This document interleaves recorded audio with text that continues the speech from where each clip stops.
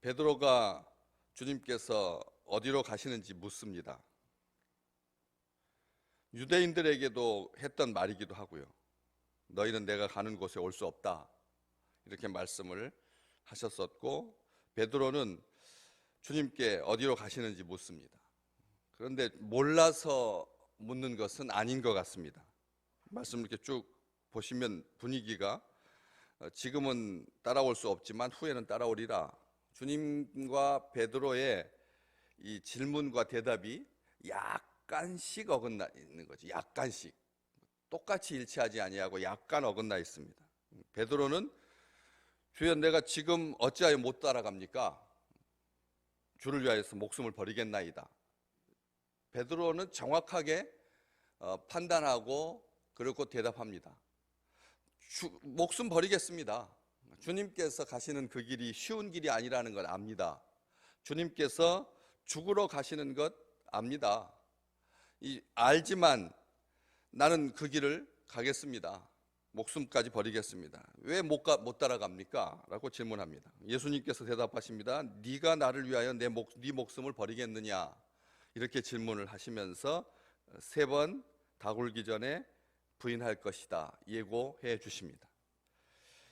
베드로가 주여 어디로 가십니까? 라고 하는 이 질문으로 시작된 예수 그리스도께서의 답은, 최종적으로는 답은 베드로가 배반할 것이다 라고 하는 예언의 말씀이셨습니다. 이 장면이 굉장히 극적이어서 이런 상황이 한 번 더 일어납니다. 사도행전 외경으로 일컬어지는 베드로 행전은 우리 성경책에는 포함되지 않았죠. 그렇지만 카톨릭 전승에서는 귀한 가치를 가지고 있는 책입니다. 거기에 보시면 로마가 신앙생활 하기에 이제는 어려운 때가 되죠.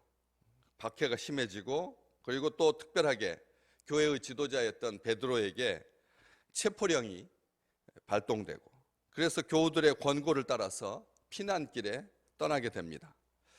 그래서 로마를 벗어나려고 하는 그 시점에 새벽 얼음에 예수 그리스도의 환영을 보게 되죠. 그럴 때 예수 그리스도의 환영을 보고 예수 그리스도께서 자기가 피난했던 그를 역으로 이렇게 거꾸로 가고 계시길래 질문합니다. 예수님께서 십자가에 못 박히신 지 36년이 지난 후에 예수님께서 다시 이 로마로 가시는, 거꾸로 가시는 그 예수님 앞에 질문하죠. 어디로 가십니까? 똑같이요. 주여 어디로 가십니까? 알죠. 자기는 압니다. 그렇지만 베드로는 주님께 질문합니다. 주님께서 대답하죠. 다시 십자가에 못 박히기 위해서 로마로 간다. 그 말씀을 듣고 뉘우쳐서 로마로 다시 돌아가게 되고, 그리고 순교하게 되는 그런 기록이 베드로 행전에 남아 있습니다. 그래서 이 주여 어디로 가시나이까, 아주 유명한 소설가 폴란드의 작가가 코바디스 도미네라고 하는 제목으로 주여 어디로 가십니까?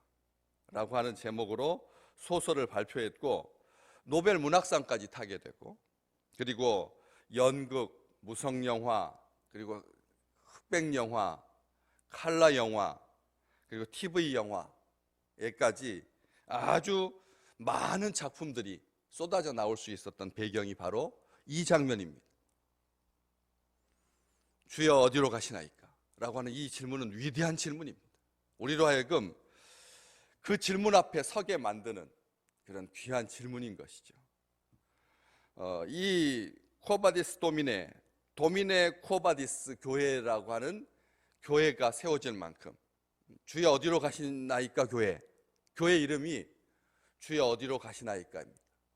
우리가 생각하기 참 어려운 교회 이름이죠. 보통 교회 이름은 지명을 따르든지 아니면 어떤 교훈을 따르든지 어떤 진리를 따르죠. 그런데 어디로 가십니까 주여 교회, 이 교회 이름이 참 예쁜 것 같습니다.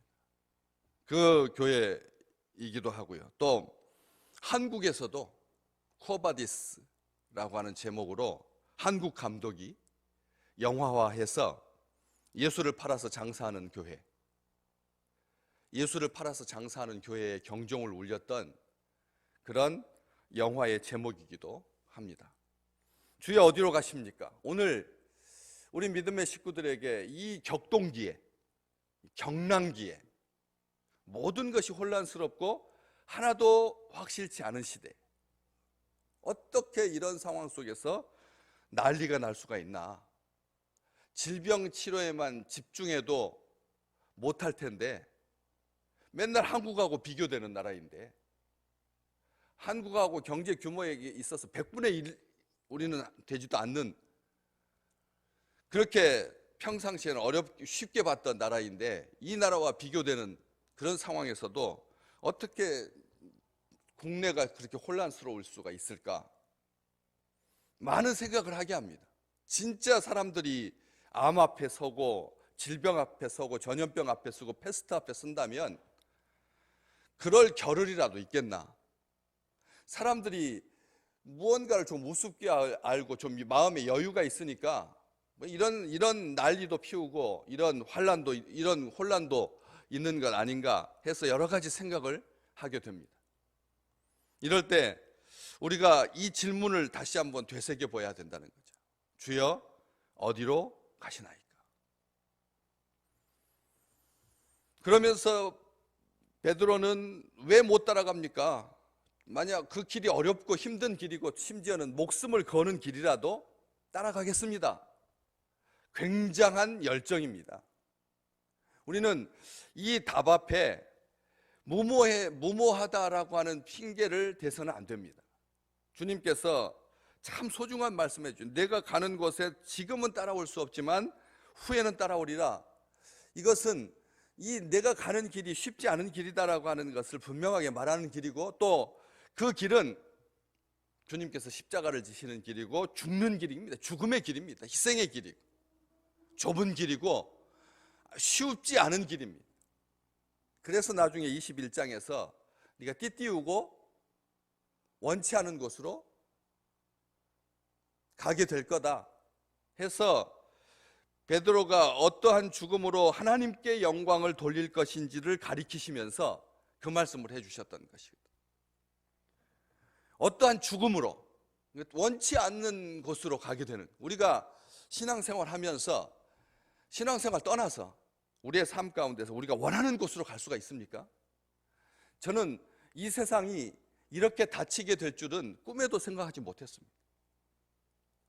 작년 순례길을 걸으면서 또 우리 사랑하는 식구들과 함께 성지순례를 다녀오면서 그게 이 세상을 이렇게 자유롭게 여행할 수 있고 순례길을 걸을 수 있다라고 하는 것이 참 행복했었는데, 이게 1년 만에 상황이 이렇게 급변하여서 아무도 지금 나갈 수도 없고 들어올 수도 없고, 많은 사람들이 진단합니다. 뭐 빨리 열고 싶고 빨리 관광객 받고 싶어서 정상화될 것 같아도 그게 쉬운 일이냐? 원치 않는 곳으로 이게 띠띠우고 다니게 될, 주님의 가시는 그 길을 뒤따라 간다라고 하는 것은 쉬운 길이 아니다라고 하는 거죠. 죽음의 길이라는 거죠. 어떠한 방식으로 죽게 될 것인지를, 그래서 죽음으로 말미암아 하나님께 영광을 돌리게 될 것을 예수님께서 베드로에게 말씀해 주셨던 것처럼 그 길은 쉽지 않은 길입니다. 그런데도 베드로는 아주 순수하게 열정을 가지고 결심하면서 자기 각오를 말합니다. 마태복음 26장 33절, 모두가 주를 버릴지라도 나는 결코 주를 버리지 않겠습니다. 베드로는 그렇게 말했습니다. 평상시에도 모두가 다 주를 버릴지라도 나는 결코 버리지 않겠나이다. 35절, 내가 주와 함께 죽을지언정 주를 부인하지 않겠나이다 했더니 모든 제자도 그와 같이 말하니라. 마태복음 26장 35절은 제자들이 예수 그리스도를 향해서 어떤 마음을 가지고 있는지를 분명하게 보여줍니다. 이것은 입바른 소리가 아니었습니다. 우리도 신앙생활하면서 그런 각오로 신앙생활해야 됩니다. 다 버려도, 다 떠날지라도 나는 주님 버리지 않겠습니다. 죽을지언정 주와 함께하고 주를 부인하지 않겠습니다. 이것은 우리의 결심입니다. 우리의 신앙의 모토이기도 하고요. 그런데 그 길은 그렇게 고백했다고 해서, 각오했다고, 결심했다고 해서, 순수하다고 해서, 열정을 가졌다고 해서 이루어질 수 있는, 따라갈 수 있는 길이 아니었던 것이죠. 그래서 우리는 쉽게 말해서는 안 됩니다. 우리가 주의 뒤를 따르리라 라고 하는 말, 쉬운 말이 아니고 쉬운 결심이 아니다라고 하는 거죠. 이 말씀을 통해서 우리는 살펴볼 수가 있습니다. 마태복음 16장에서 주님께서 말씀하셨습니다. 누구든지 나를 따라오려고 하면 자기를 부인하고 자기 십자가를 지고 따라와야 된다. 자기를 부인하는 길이고 자기 십자가를 지는 길, 여러분 그 길이 보통 길입니까? 오늘 우리가 나를 부인할 수 있습니까? 나는 없다고 말할 수 있나요? 한번 생각해 보십시오. 조그만 애들 모이는 모임에서도 나는 있습니다. 안 그렇습니까? 나이 많으신 분들, 이 세상에서 쉽지 않고 인생에 관록이 붙어 있는 그런 자리에 내가 가서 미천하지만 그럼에도 불구하고 나는 있습니다. 어린아이들 모임에 있든지, 동료들 모임에 있든지, 건강한 사람 속에 있든지, 병든 자 속에 있든지, 자원봉사하는 곳에 있든지, 아니면 영광스러운 자리에 있든지 다 나는 있습니다. 어찌 나를 부인할 수 있습니까? 부인하지 못합니다. 자기 십자가를 진다고요? 우리에게 진 십자가, 자기가 잘못해가지고 지는 십자가가 아니라 내가 져야 할 의의 십자가, 내가 져야 할 주의 백성의 십자가가 과연 내가 오늘 질 수 있는 그런 십자가입니까? 쉽지 않은 길입니다. 때문에 우리 주님께서 분명하게 말씀하셨습니다. 너는 내가 지금은 따라올 수 없다고. 우리는 이 고백을, 주님의 이 말씀을 아멘으로 받으셔야 합니다. 저는 따라갈 수 없습니다. 이게 우리의 1차적인 반응이어야 된다는 거죠. 오늘 우리가 무릎 꿇고 기도하면서 하늘을 향해서 두 팔을 벌리면서 뭐라고 해야 됩니까? 죽을지언정 주를 부인하지 않겠나이다, 이렇게 말하는 대신 지금 주님의 뒤를 따라갈 수 없다라고 하는 것을 진심으로 아나이다, 이렇게 고백할 때 이어지는 말씀, 후에는 따라오리라. 이 말씀이 우리의 삶 가운데서 반드시 성취될 날이 올 줄로 믿습니다. 우리는 아시잖아요. 우리 생각, 우리 성격, 우리의 인품, 몇 살쯤 되면, 몇 년쯤 되면 관록이 붙어서 지천명하게 되고 이순하게 되고 할 수 있을까요? 그렇지 않습니까? 손주들이 막 커가고 이제 대학을 들어가고 그 다음에 장가가고 하는 그런 나이가 되어도 우리의 입술이 얼마나 가볍고 우리의 결심이 얼마나 흔들리며 우리가 주님의 뒤를 따른다라고 말하는 것이 얼마나 무색한지 알기에 이 주님의 말씀처럼 우리 주님께서 해주신 그 축복이 지금 내가 가는 곳에 네가 지금은 따라올 수 없지만 후에는 따라오리라, 이렇게 말씀하시는 그 말씀이 우리의 생애에 차근차근 따라간다라고 하는 말이, 그 말 자체가 원래 그 말 아닙니까? 원래 이게 뛰어가는 게 아닙니다. 따라간다라고 하는 말은 예수님을 앞에 계시고 우리가 주님의 그 뒤를 따라가는 거죠. 그러니까 주님보다 앞서지 않는 것입니다. 우리는 굉장히 조급합니다. 많이 조급합니다. 빨리 백신도 나오고 항체도 생기고 면역력도 생겨서 다시 좀 정상적이었으면 좋겠다. 정상적이었으면 좋겠다. 더워가지고 요즘 마스크 쓰는 것이 얼마나 불편한데 좀 정상적이었으면 좋겠다라고 하는 생각이 있습니다. 조급하다는 것입니다. 그런데 우리 주님을 뒤따라가는 길은 천천히 따라가는 길입니다. 평생을 두고 따라가는 길입니다. 걷는 길입니다. 주의 길에서 걸어가는 것이죠.